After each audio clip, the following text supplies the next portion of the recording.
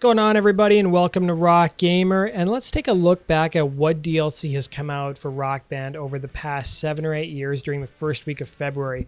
So let's get started with 2008. 2008 was still a time Harmonix was still fresh to this, or new to this DLC process. They were releasing 3 songs a week.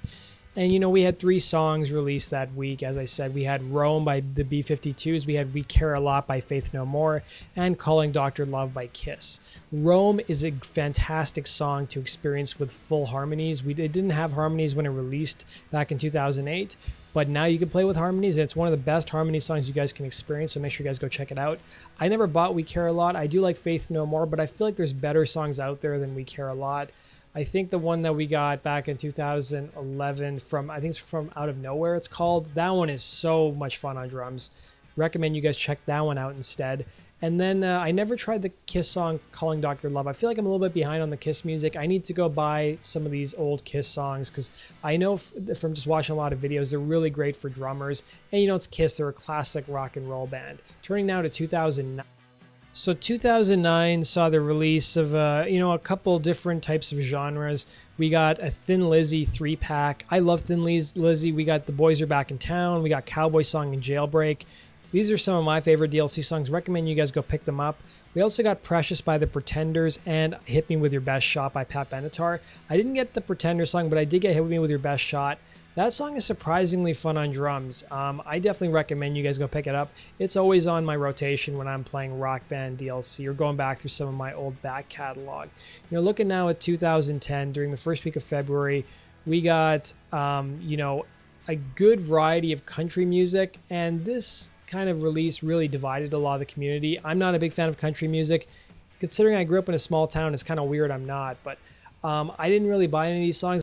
I will say one of my favorite songs that's come out on Rock Band DLC that is a country song is Summer Nights by Rascal Flatts, the Rock Band 3 version, I think it's called. That one is just so much fun on drums. It's got some really fun harmonies on it too, and it's reasonably fun on the other instruments as well.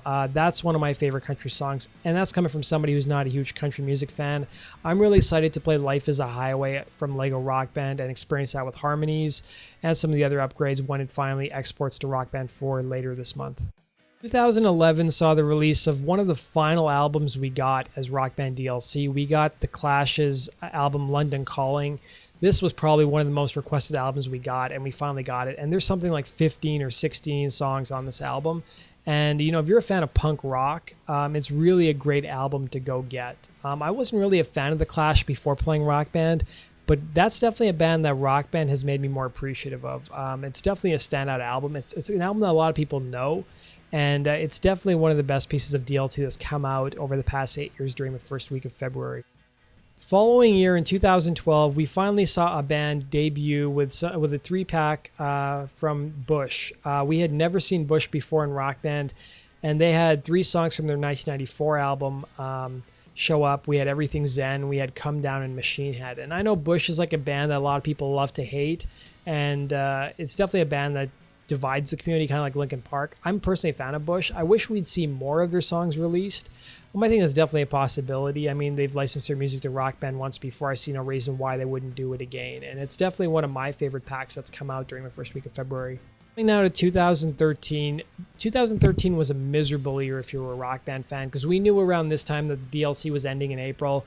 And Harmonix did this thing where, okay, if you didn't buy Rock Band Blitz, they were going to release songs from Rock Band Blitz every other week. And this was one of those weeks. We got 3 songs from Rock Band Blitz.